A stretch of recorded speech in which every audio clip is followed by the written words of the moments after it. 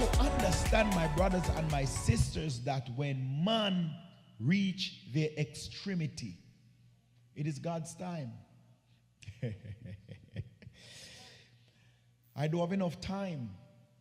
But man is doing so much creative thing right now. But which one of them have the answer to put breath in one of those mannequins that they are making?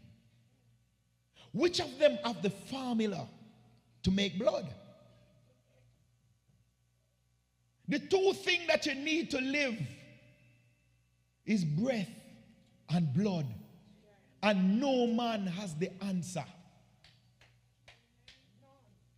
Because man created some mannequin and some images that if you look at them, they can look just like Pastor Jacob.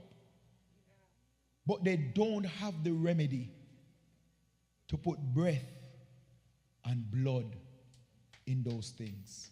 Yes, they can give them all the battery power and the battery charge. But after a while, that thing cannot move because only God has the answer.